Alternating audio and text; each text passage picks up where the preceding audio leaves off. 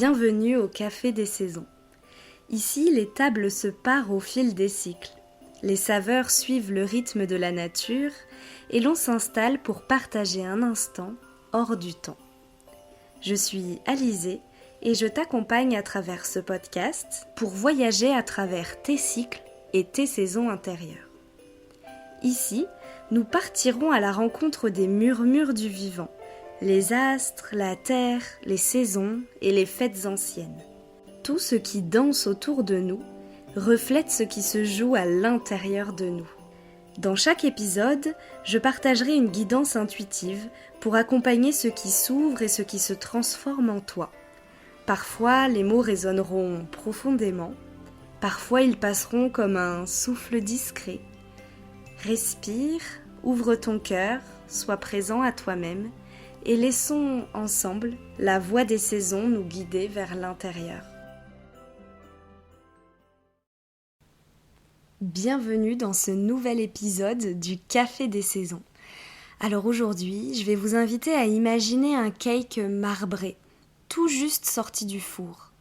La chaleur douce se diffuse autour de vous et l'odeur du chocolat et de la vanille se mêle délicatement à l'air, comme une invitation à prendre le temps de savourer.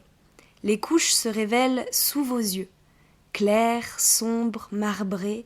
Chaque bande se croise, se mêle et se répond, comme les différentes facettes de vous-même qui se rassemblent après une année riche en apprentissage et en mouvement intérieur.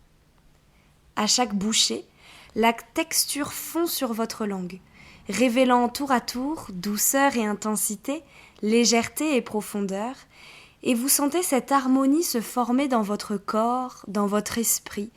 C'est un petit miracle de cohabitation, de complémentarité. Tout est là, dans son équilibre, dans sa richesse.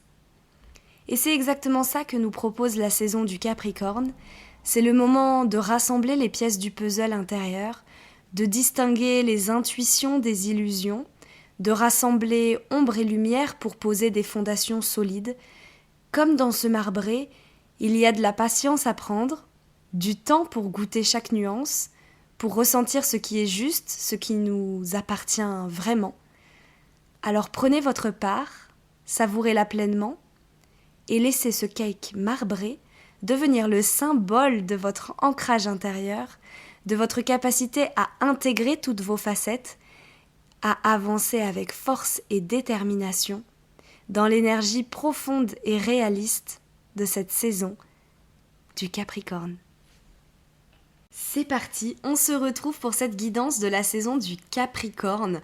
Donc le soleil est entré en Capricorne le 21 décembre 2025 aux alentours de 16h30, un peu avant.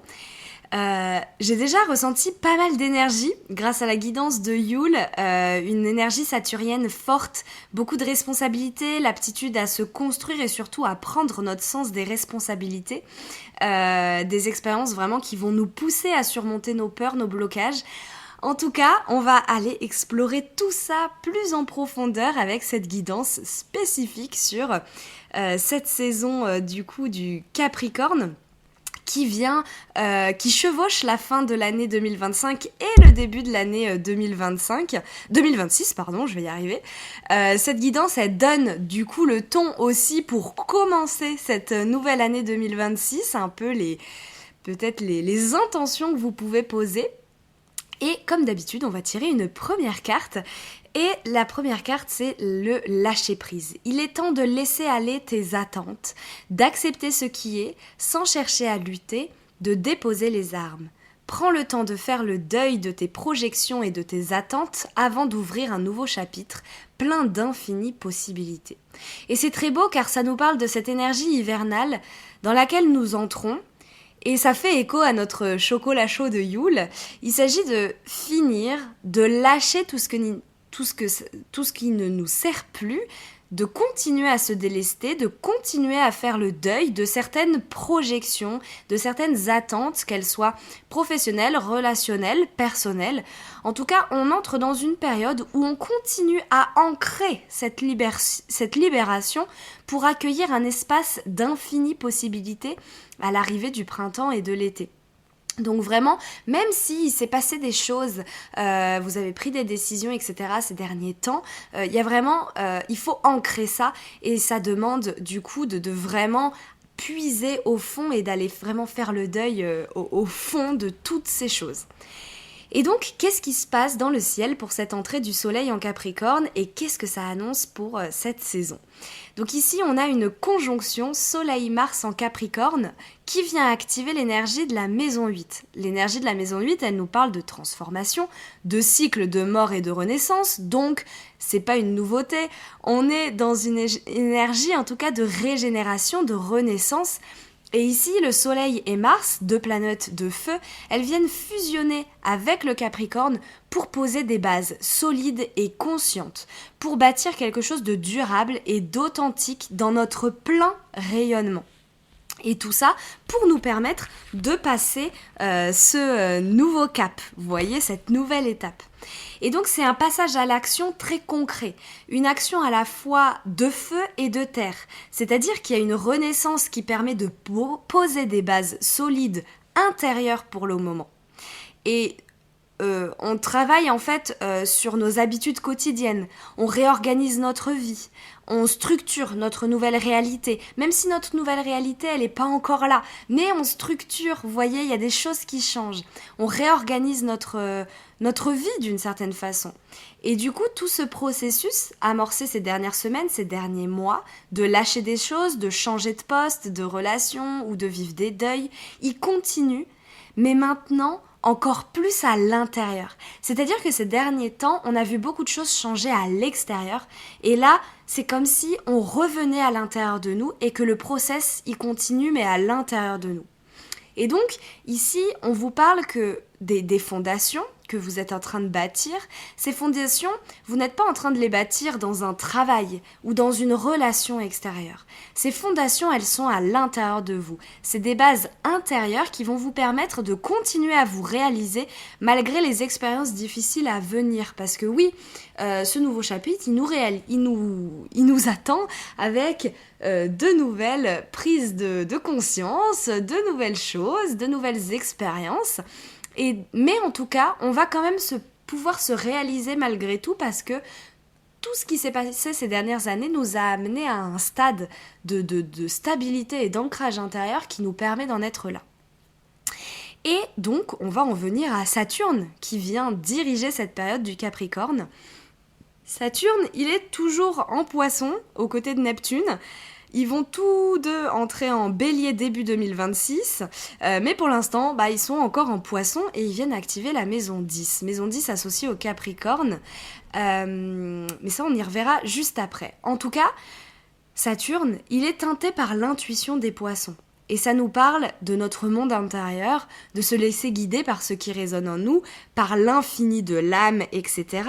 Et du coup, ici, Saturne, il se structure, il se construit dans quelque chose de très subtil, très intuitif, des choses, voilà, on n'arrive pas trop à mettre de mots dessus, etc., etc. Mais attention, Mars et le Soleil en Capricorne, ils viennent nous rappeler qu'il ne suffit pas de ressentir. L'intuition est essentielle, mais il faut aussi passer à l'action. Et ici, ça vient ouvrir une question, et je vais vous partager ça. On ressent, on écoute, mais on agit. Et c'est cette combinaison entre intuition et action qui va permettre de bâtir quelque chose de solide. C'est-à-dire que si on n'est que dans l'action, mais pas dans l'intuition, ça veut dire qu'on n'écoute pas ce qui se passe à l'intérieur de nous. Et inversement, si on n'est que dans l'intuition, mais qu'on passe jamais à l'action, notre vie, elle ne peut pas changer et l'univers ne peut pas nous aider à avancer vers la vie que l'on veut. Et donc, c'est là que l'on met en lumière, l'ombre et la lumière des Poissons.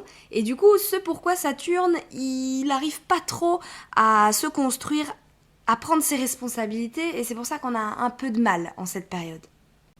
Parce qu'en fait, ici, l'ombre et la lumière des poissons, c'est quoi? Les poissons, c'est à la fois l'intuition, le ressenti, cette guidance intérieure, cette connexion à quelque chose de plus vaste, à la source. Et quand on est connecté à ça, c'est incroyable parce que ça nous donne énormément d'informations sur la manière d'avancer sur notre chemin. Mais à côté de ça, dans l'ombre des poissons, il y a l'illusion, il y a le fait de s'égarer dans des attentes, dans des projections, de se tromper, de pas forcément prendre le bon chemin et du coup de se retrouver dans quelque chose d'irréel, une forme de fuite de la réalité. Et ici on nous dit que pour passer à l'action et fonder des bases solides à l'intérieur de nous, il va falloir faire le distinguo entre nos intuitions, nos attentes et nos illusions. Et ce sont des choses très différentes. Parfois, on a l'impression que c'est une intuition, alors qu'en réalité, c'est une illusion. Et parfois, on se dit que c'est irréel, alors qu'en fait, c'est une intuition profonde, quelque chose vraiment qui vient de nos tripes. Et donc c'est toute la subtilité de cette période et c'est pour ça qu'on a besoin de revenir à l'intérieur de nous, c'est pour ça qu'il y a un grand besoin d'intériorité pendant cette saison du Capricorne et pendant tout l'hiver. Ce qui avait émergé dans la guidance de Yule, c'est vraiment ce besoin de retour à soi, pour se demander est-ce que j'agis à partir de mes illusions, de mes attentes, de mes projections ou est-ce que j'agis à partir de mes intuitions. Et ici c'est très important de faire cette différence pour agir de la bonne façon.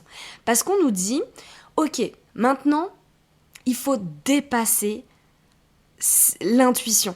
Il faut aller au-delà de ce qu'on ressent, au-delà des intuitions pour mettre des choses concrètement en place. Et en plus, on a Saturne en conjonction avec Neptune. Donc ici, il peut y avoir cette impression de construction idéalisée.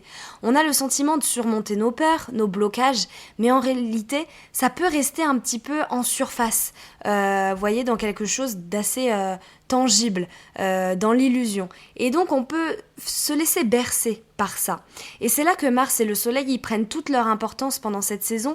Ils viennent vraiment mettre de la lumière, de la conscience et dire on y va, on s'écoute, mais maintenant, après s'être écouté, on s'affirme aussi par rapport à ce qui se passe à l'intérieur de nous, nos volontés, nos instincts, parce que Mars, c'est ça aussi, l'instinct. Et je parlais du masculin sacré dans la guidance de Yule, et ici, on sent vraiment cette énergie, mettre de la conscience dans l'action, dans la volonté, dans la détermination. Et c'est là que ça change notre manière d'agir. On agit au service de l'expression de soi, de notre rayonnement, de notre force de vie. Et du coup, on sort des illusions, de la rêverie, de la confusion, de l'idéalisme. Et qu'en fait, même si c'est inconfortable, on le sait qu'on le fait pour la pleine expression de qui on est, par exemple. Vous voyez ? Et du coup, on peut plus se mentir. Et donc, on nous demande vraiment, avec beaucoup de subtilité, de faire la différence entre l'intuition et l'idéalisme. Entre une attente et une vision. Entre une projection et une vision. Parce que c'est pas la même chose. La projection, je l'associe beaucoup à l'attente. Avoir une projection, c'est pas avoir une vision, c'est se projeter dans quelque chose. La vision, c'est être guidé par une énergie, par quelque chose. Mais on n'est pas fermé à avoir d'autres choses. Alors que la projection, on est bloqué dans ça. Et donc, dans l'inconscient, dans l'émotionnel, dans toute cette sphère intérieure, il y a un gros travail à faire. Et tout ça, ça vient activer la maison 10. La maison 10, c'est la responsabilité, les objectifs, le succès, la manière dont on s'incarne, dont on se réalise. Et ici, on nous dit clairement que pour nous réaliser, il est essentiel de différencier l'intuition des attentes et des projections. Et en plus de ça, Saturne est au sextile d'Uranus et il y a une coopération entre ces deux planètes. Leurs énergies, elles viennent se soutenir. Et du coup, Uranus, il nous parle d'indépendance, de progression, de liberté, de rébellion mais au sens noble. Ne plus nourrir l'ancienne vie mais la nouvelle. Et donc, dans son ombre, Uranus, il peut parler d'impatience. Et Saturne, il vient ramener de la patience, du calme, de la... Voilà, on prend le temps, on veut une construction durable. Et du coup, ces deux énergies, elles s'entraident pour aller vers la réalisation de ce nouveau chapitre et de cette nouvelle réalité dans laquelle on va entrer vraiment. Et je sais que pour moi, cette nouvelle lune en Sagittaire, il y a quelques jours, elle a fait émerger beaucoup de choses. Tout ce dont j'ai parlé dans le podcast sur l'éclair au chocolat, notamment autour des talents. Et personnellement, il y a beaucoup de choses qui ont fait sens et je me suis dit, ok, ça je décide de nourrir, et le reste, je le laisse de côté. Enfin, je le laisse même pas de côté, je l'abandonne.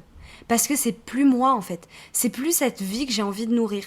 Et donc, voyez aussi ce qui a émergé en vous ces derniers jours, parce que la fin de la saison du Sagittaire, avec toutes les prises de conscience avec cette nouvelle lune, c'est très important pour poser des bases pour cette saison du Capricorne. Et donc Uranus est en Taureau, et Uranus en Taureau nous parle de patience aussi, de persévérance, d'ancrage.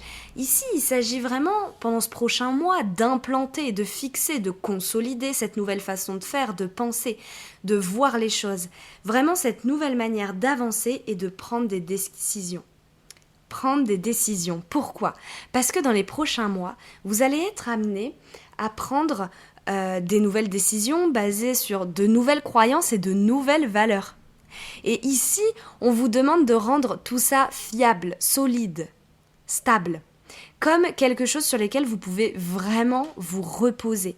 Et il y a une énergie très calme, très réaliste, quelque chose qui touche profondément le monde intérieur, mais qui est en même temps très ancré, très clair.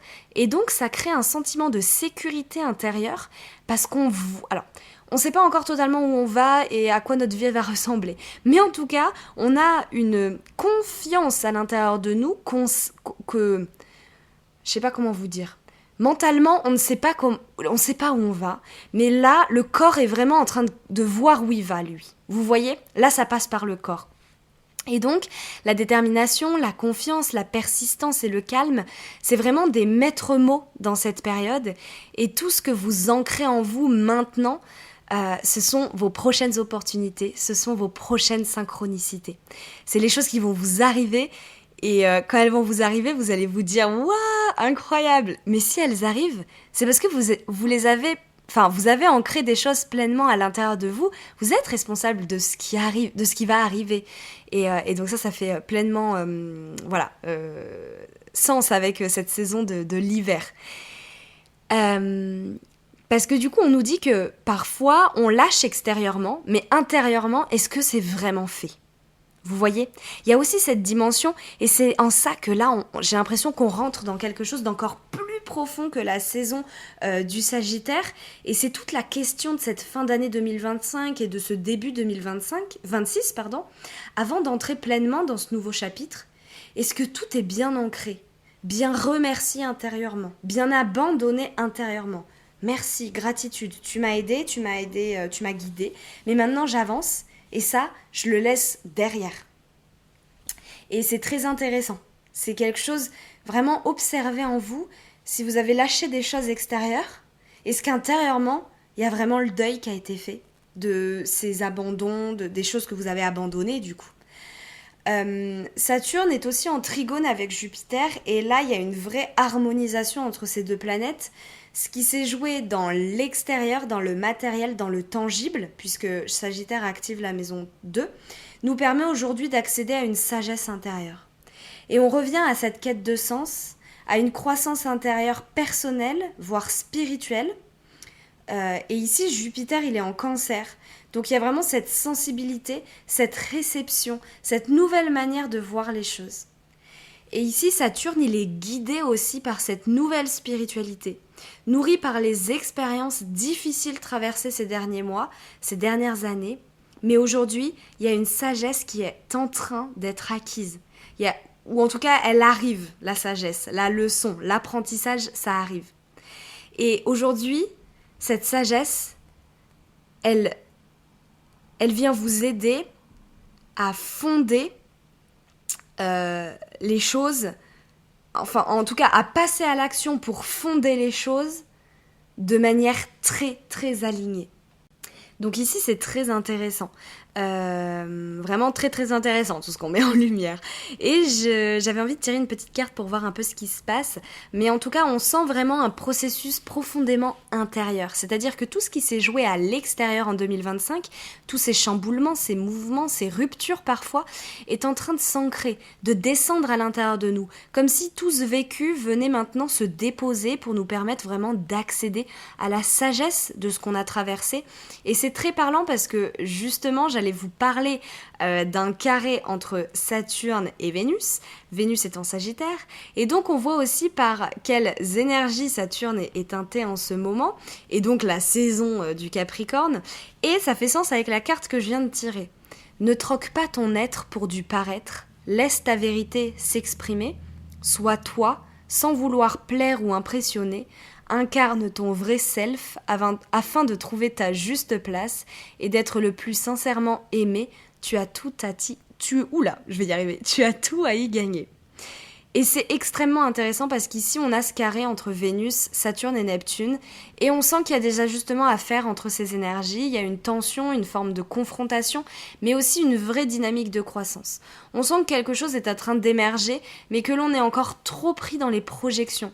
Et c'est exactement ce dont je vous parlais au début, avec la carte dont on a tiré. Ces projections, elles sont souvent liées à une forme de conformisme, à ce qu'on connaît déjà, à ce qui existe déjà, à ce qui a déjà été fait. Et cette carte... cette carte-là, je la connais, cette voie-là, je la connais. Mais ici, on vous demande pas de choisir une carte ou une voie connue, en fait. On vous demande de choisir la carte à l'intérieur de votre carte, la voie à l'intérieur de votre cœur.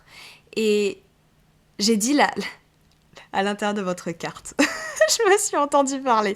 Non, on vous demande de choisir la carte ou la voie à l'intérieur de votre cœur. Et cette carte-là, vous la connaissez pas encore parce que vous êtes en train de la créer. C'est votre réalité. Et Vénus, il vient activer la maison 7, donc la maison des relations, et on sait à quel point les relations ont été profondément bousculées et continueront à l'être dans les mois qui vont arriver. Et avec Vénus en Sagittaire en maison 7, on nous dit clairement que l'on ne peut plus vivre nos relations comme avant. On ne peut plus les vivre comme on les a toujours vues, comme chez nos parents, chez nos amis, nos voisins ou même quelqu'un qui nous inspire. Oui, on peut s'inspirer, mais parfois cette inspiration, elle devient projection. Et du coup, cette projection, elle devient croyance, et donc cette croyance, elle devient fondation. Sauf que du coup, cette fondation, elle vient pas de vous, alors elle reste une illusion. Et donc, on ne peut pas créer notre nouvelle réalité sur une illusion. Et là encore, on vous demande de faire une différence essentielle, la différence entre une vision et une projection. La vision, elle vient du cœur, d'un ressenti profond. La projection, elle vient souvent d'une attente. Et j'aimerais avoir, quand on dit j'aimerais avoir la vie de cette personne, c'est trop bien. Parfois, en regardant la vie de quelqu'un, il y a quelque chose qui résonne en nous. Alors oui, ça c'est une intuition.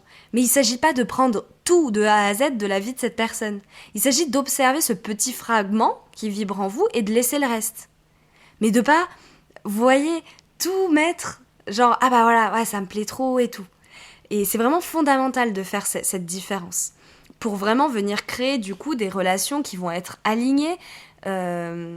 Ici, on vous demande d'entrer dans une dynamique de vérité. Une vérité où on vous donne, où vous vous donnez aussi entièrement. Où l'autre, il a accès librement à qui vous êtes. À vos zones sensibles, mais aussi à vos forces, à vos élans, à votre joie. Et c'est d'autant plus important que Vénus est en opposition avec l'ascendant au moment de l'entrée du soleil en Scorpion. Cette opposition, elle vient vraiment questionner l'équilibre entre soi et l'autre.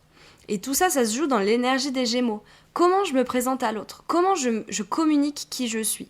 Et on vous demande ici de sortir de la superficialité, de ne plus montrer des parts de vous pour être aimé, mais de vous montrer tel que vous êtes avec vos incohérences, vos impatiences, vos anxiétés, votre humour, votre légèreté, votre curiosité, votre envie d'apprendre, d'explorer, de voyager, votre ouverture d'esprit et même vos difficultés à dire la vérité. En tout cas, le Gémeaux, c'est cette dualité, c'est ces deux faces. On vous demande de vous montrer dans toutes vos facettes.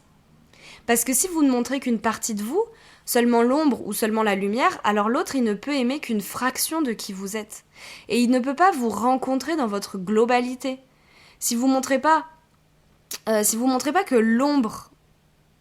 si vous montrez que l'ombre, on vous aimera que pour cette ombre. Mais on ne pourra pas nourrir votre lumière.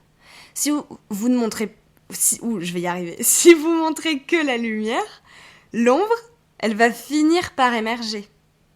Et la relation, elle va venir se déséquilibrer. Et en fait, l'équilibre, il naît quand tout est visible. Et ce qui est fou, c'est que ça résonne encore profondément avec notre réalisation dans le monde, à notre accomplissement professionnel, à notre place sociale.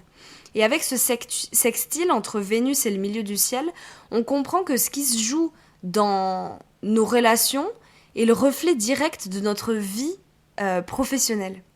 En comprenant en fait nos dynamiques relationnelles, en ajustant notre manière d'aimer et de nous laisser aimer et de nous montrer à l'être aimé, des choses vont se réorganiser presque naturellement en fait dans votre vie extérieure.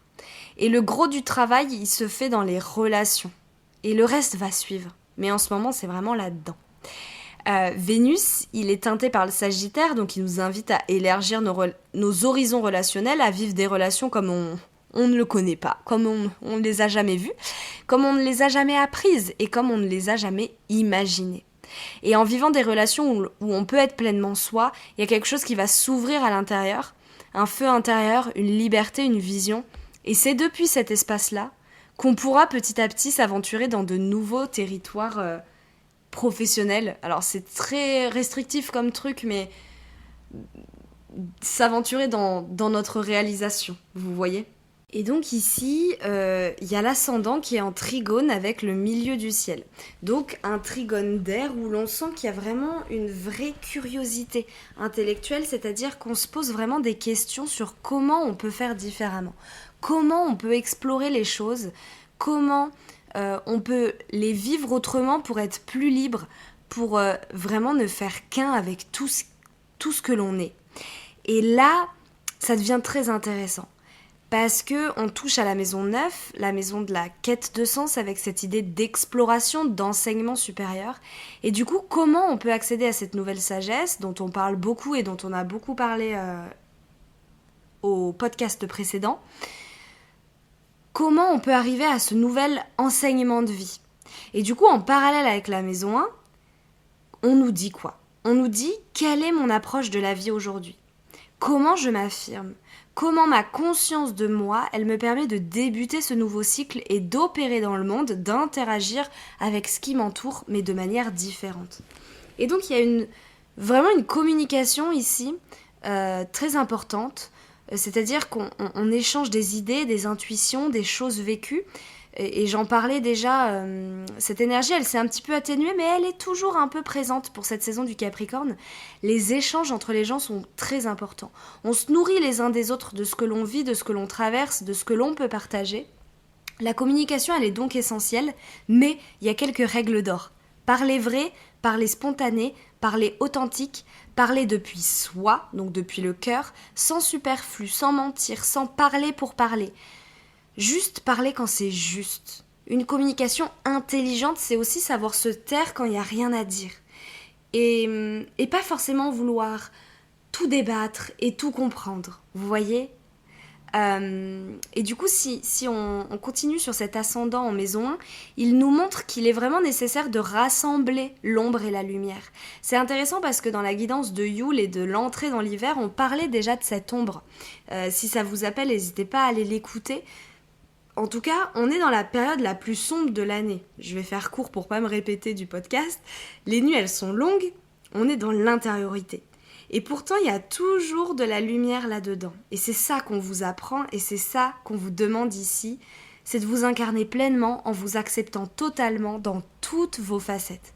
Et ici, ça devient d'autant plus intéressant parce qu'il y a un sextile entre l'ascendant et Chiron. Et Chiron est toujours en bélier et il nous pousse à l'action, à dépasser nos blessures pour devenir un véritable guerrier de la vie ou une guerrière de la vie. Et on sent vraiment cette fluidité. C'est-à-dire que Chiron, il est teinté ici d'une douceur dans nos comportements. On est aussi beaucoup moins dur avec soi-même. Et donc, il y a cette idée de se relier, de s'assembler, de réunir toutes les pièces de notre puzzle pour devenir en fait plus polyvalent. Et Chiron, il nous a enseigné les blessures, les traumas. Il a mis en lumière ce qui avait besoin d'être guéri. Et ce processus, il continue. Mais ici, c'est comme si on assemblait enfin certaines blessures avec leur message positif. Et je pense que c'est ça. Cette sagesse dont je vous parle depuis 2 épisodes, on arrive à de nouvelles leçons de vie, à des apprentissages vraiment profonds et très spirituels. C'est peut-être un peu perché pour certains, peut-être que tout le monde ne comprendra pas ce que je dis. Si ça résonne, vous prenez, sinon vous laissez. Mais on est réellement capable d'intégrer de nouvelles leçons empreintes vraiment de grande sagesse, de choses qui viennent de la source. Et ici, on peut enfin assembler les deux pièces du puzzle, la blessure et l'apprentissage, pour devenir le maître, entre guillemets. Et c'est ce qui va nous permettre de poser, du coup, des fondations solides pendant cette saison du Capricorne. On peut enfin dire « je suis ça ». En tout cas, une partie du travail, parce que le travail n'est pas terminé, mais il y a une partie de nous où on se connaît. Ça y est, on connaît une partie de nous par rapport à certaines choses. Je suis ça dans mes ombres, je suis ça dans ma lumière. On voit ces opposés.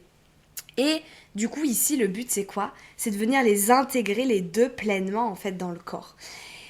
Et parce que en fait, quand on n'est que dans sa lumière, on ne se définit pas complètement, et quand on n'est que dans ses ombres, on se définit uniquement par ses blessures.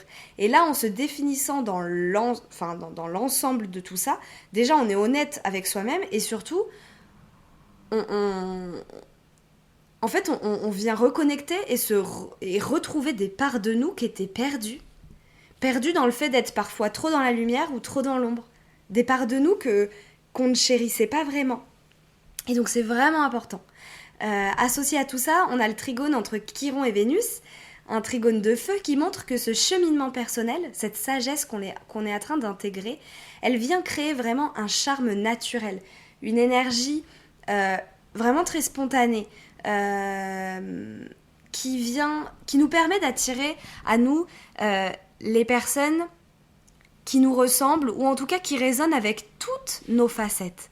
Parce que ce qu'il faut se dire, c'est que bien sûr dans les relations, il y aura toujours des choses qui vont venir titiller nos blessures ou nos zones d'insécurité. Mais il faut aussi des personnes qui nourrissent nos parts lumineuses, nos parts joyeuses, nos parts curieuses. Et ça, c'est essentiel. Et on sent que Chiron, qui est au carré de Jupiter, du coup, qui est dans cette quête de sagesse, dans de nouvelles expériences, etc., etc. Mais Chiron, il vient quand même lui rappeler, attention, petit disclaimer, ce n'est pas terminé. Parce qu'en plus, Jupiter, il est en maison 2, dans le rapport très concret à la vie, très matériel. Ce côté un peu presque attente. Et là, on vous met en garde. Oui, il y aura de la sagesse, des leçons de vie. Sagesse, j'ai dit. Oui, il y aura de la sagesse, des leçons de vie.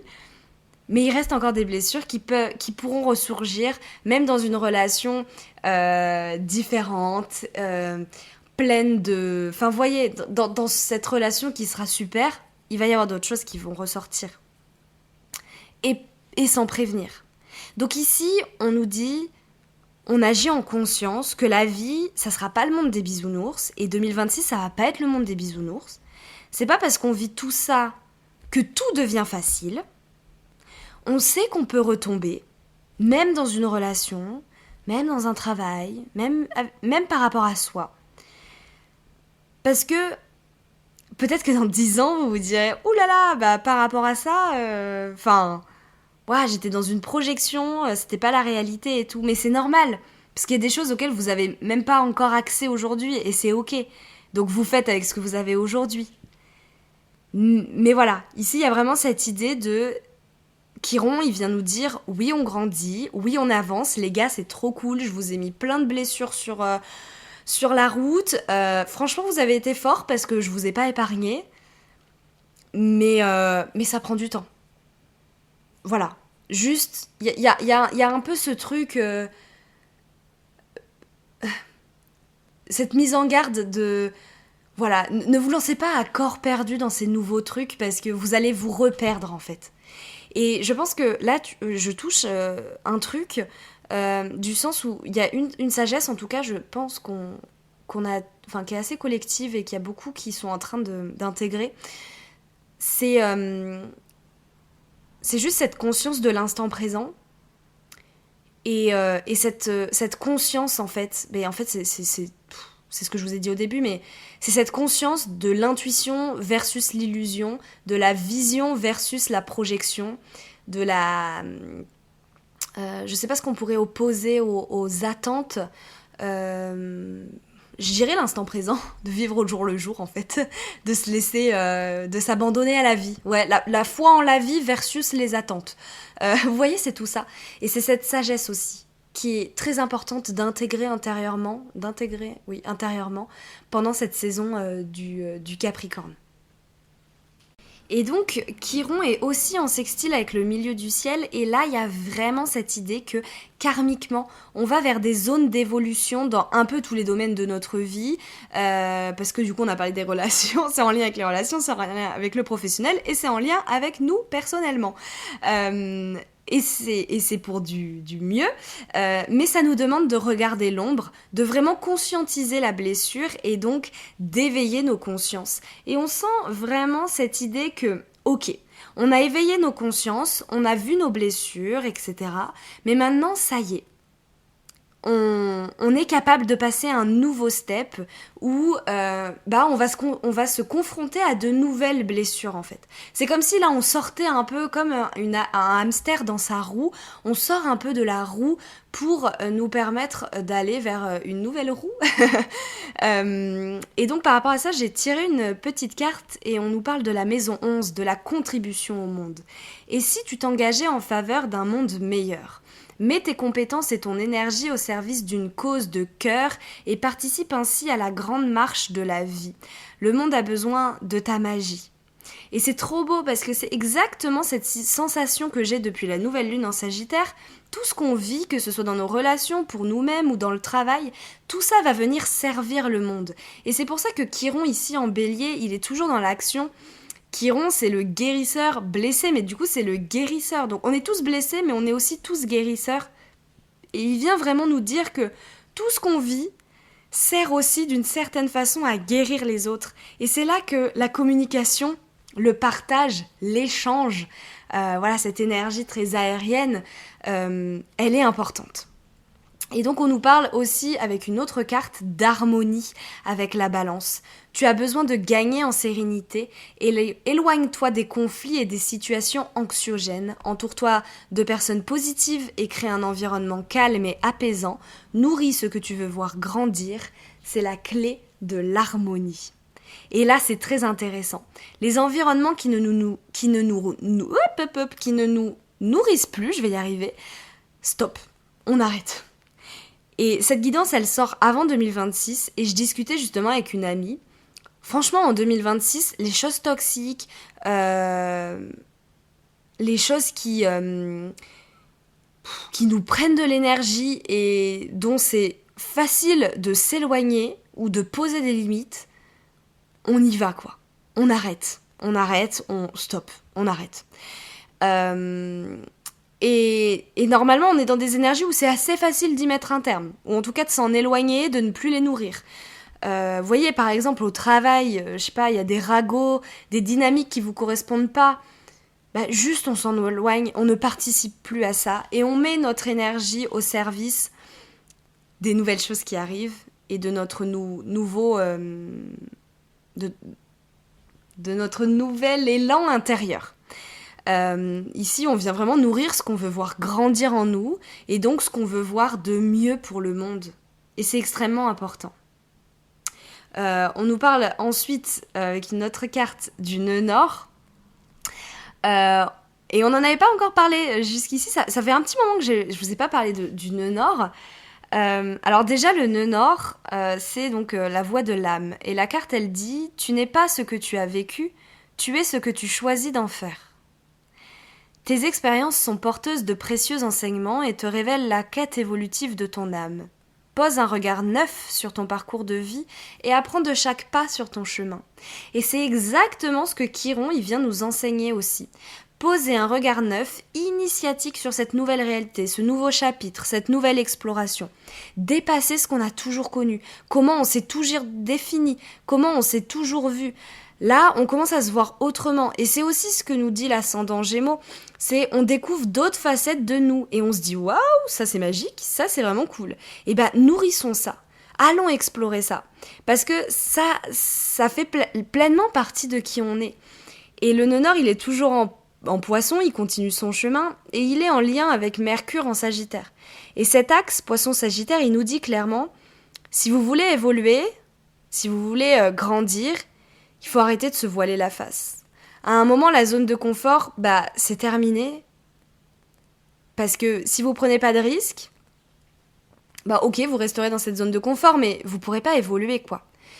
Et le nœud nord, c'est sortir de sa zone de confort. Et là, on nous dit, il faut se bouger. Arrêtons de se raconter des histoires. Mercure en Sagittaire, il en a... Là, c'est un peu le coup de gueule des planètes, je vous préviens. Sagittaire, il en a marre de parler pour rien, de ressasser le passé, de nourrir les illusions. Lui, il a juste envie de participer à la libération du karma, d'être utilisé pour vous aider à emprunter le chemin que votre âme a choisi pour cette incarnation. Donc ici, votre communication, votre mental, votre intellect, ils veulent évoluer, ils veulent vous libérer. Mais ici, Mercure, qui est en tension avec le nœud nord en poisson, et du coup, ce nœud nord en poisson qui oscille entre intuition profonde et fuite de la réalité, genre je reste dans ma zone de confort, ou alors j'ai des élans, où je vois où je peux aller, Mercure ici, dans cette tension, il met un peu la pression, quoi. C'est pour ça qu'on peut ressentir une pression en cette fin d'année. Mars, le Soleil, Mercure, Vénus, tout le monde veut autre chose. Et Chiron aussi, il y a vraiment un appel à la nouveauté, à une nouvelle vie. Donc à un moment, mettons-nous tous dans cette dynamique et avançons avec détermination et entrain. Et donc on nous parle ensuite de la maison 8, de la maison de la Renaissance, et c'est elle qui ouvre la saison du Capricorne, et elle nous dit laissez partir l'ancien, les parts de soi, les situations, les relations qui n'ont plus leur place. C'est en se libérant des chaînes du passé et en créant de l'espace que le renouveau peut se manifester. Et là c'est un peu le coup de gueule final des planètes. Allez, maintenant on avance. On a envie de t'aider à t'incarner pleinement. Et on a envie de te montrer en fait toutes les belles choses qui t'attendent. Et du coup, on sent en fait aussi un tournant collectif parce que Pluton est toujours en Verseau. Bon, ça ne change pas. Et là, il active la maison 9 et il y a une grande déconstruction en fait de ce qu'on a toujours connu. Une désinfluence des anciens modèles. Mais de modèles aussi très anciens, vous voyez, des 2-3 ans. Et donc là, je battais mon jeu de cartes et je tire la carte de la prise de responsabilité. Clairement, on est invité à prendre nos responsabilités, à ne plus chercher à prouver quoi que ce soit, à ne plus envier les autres, à s'intégrer socialement comme ça nous chante à nous, comme ça nous ressemble. Et cette carte, elle parle de notre capacité à agir, à prendre des décisions, à ne plus tout reporter sur l'autre, sur l'environnement, sur le hasard. À un moment, c'est à nous de co-créer avec l'univers, avec la source. Et je pense que c'est pour ça qu'il y a ce truc-là de source qui revient beaucoup. On va se connecter à la source d'une façon qui fait que... on se laisse traverser par une espèce d'énergie divine, quoi. Et ici, en fait, on investit dans notre incarnation pour notre âme. Notre âme, elle nous a choisis pour continuer son chemin, en tout cas pour faire une part du chemin. Et cette âme, elle a déjà vécu 1000 vies et elle en vivra d'autres. Mais aujourd'hui, on est là pour l'aider à avancer et à se libérer encore un peu plus. Donc, on va s'engager pour elle. C'est ce que nous dit cette saison du Capricorne. Et donc, engageons-nous pour nous-mêmes. C'est ça. Je vais m'arrêter là. Je vous souhaite de très belles fêtes de fin d'année. Joyeux Noël à ceux qui le fêtent. Je ne vous souhaite pas forcément une bonne, entre guillemets, année 2026, parce que bonne, ça veut pas dire grand-chose. Mais je vous souhaite une année 2026 de transformation, de renaissance, de réalisation, de pleine incarnation. Je vous souhaite de la sagesse, de l'abondance et aussi l'ouverture à de nouveaux défis, de nouveaux challenges. Vivez 2026 avec le plus de conscience possible, le plus d'amour pour vous. Vous êtes exactement là où vous devez être. Soyez bienveillant envers vous-même. Ça prend du temps. Et je sais que cette incarnation, elle n'est pas tous les jours facile. Et la vie sur Terre, elle peut être rude. Mais on a la chance de vivre ces expériences. Et en tout cas, on a la chance d'avoir cette conscience pour se libérer le plus possible et du coup pour vivre le plus en harmonie possible. Je vous embrasse très fort et on se retrouve à l'année prochaine au Café des Saisons. Merci d'avoir partagé ce moment au Café des Saisons. J'espère que ce temps t'a offert matière à ressentir, à réfléchir ou peut-être à voir les choses sous un autre angle. La porte de ce café reste toujours ouverte et si tu ressens l'envie d'échanger ou de prolonger la discussion, tu trouveras toutes les informations en description. Et si ce moment t'a plu, tu peux t'abonner pour ne pas manquer nos prochaines rencontres. Et si le cœur t'en dit, laisser des étoiles, comme un mot doux pour le café, pour que d'autres puissent à leur tour pousser la porte et s'y sentir chez eux.